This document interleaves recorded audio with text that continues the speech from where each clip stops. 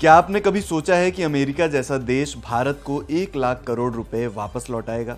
जी हाँ, ये कोई मामूली खबर नहीं है और न ही ये कोई छोटी मोटी रकम है।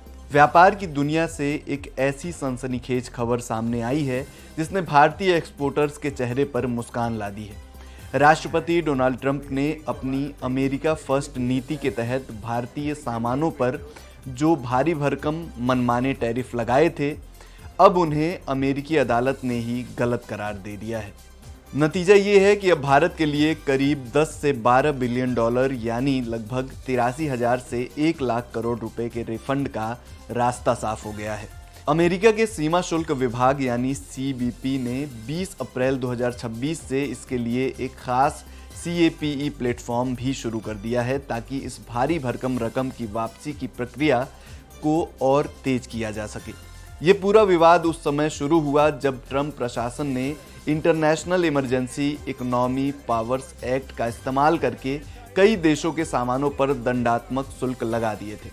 भारत भी इसकी जद में आया था और हमारे टेक्सटाइल, इंजीनियरिंग और केमिकल सेक्टर को इससे काफ़ी चोट पहुंची थी। लेकिन अब अमेरिकी सुप्रीम कोर्ट और अपीलीय अदालतों ने साफ कह दिया है कि सरकार ने अपनी शक्तियों का गलत इस्तेमाल किया है और ये शुल्क कानून की मूल भावना के खिलाफ थे। कोर्ट के इस सख्त आदेश के बाद अमेरिका ने दुनिया भर के देशों के लिए कुल 166 बिलियन डॉलर के ग्लोबल रिफंड की खिड़की खोल दी है। भारत के लिए ये खबर इसलिए भी बड़ी है क्योंकि चीन के बाद भारत उन देशों में शामिल है जिसका सबसे बड़ा हिस्सा इस रिफंड में फंसा हुआ है। अब आप सोच रहे होंगे कि क्या ये पैसा सीधे भारतीय कंपनियों के बैंक खातों में आएगा? तो जवाब है, इतना आसान नहीं है। तकनीकी रूप से ये रिफंड उन US इंपोर्टर्स यानी अमेरिकी खरीदारों को मिलेगा जिन्होंने वो सामान मंगाया था। तो फिर भारतीय निर्यातकों को क्या फायदा होगा? यहीं पर असली ट्रेड टॉक शुरू होती है।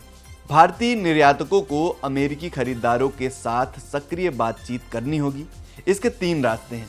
पहला, रिफंड शेयरिंग कॉन्ट्रैक्ट, यानी दोनों पक्ष लिखित समझौता करें कि रिफंड की राशि का एक हिस्सा भारतीय सप्लायर को वापस किया जाएगा। दूसरा रास्ता, फ्यूचर डिस्काउंट, यानी भविष्य में होने वाले ऑर्डर्स की कीमतों में संशोधन करके इस मुनाफे को वसूला जाए। और तीसरा रास्ता ये है कि भारतीय कंपनियां उन खरीदारों को प्राथमिकता दें जो इस रिफंड का लाभ साझा करने को तैयार हों। अगर हम आंकड़ों पर नजर डालें तो भारत का सबसे ज्यादा पैसा 3 सेक्टर्स में फंसा है। टेक्सटाइल और गारमेंट सेक्टर के करीब 4 बिलियन डॉलर वापस आने की उम्मीद है।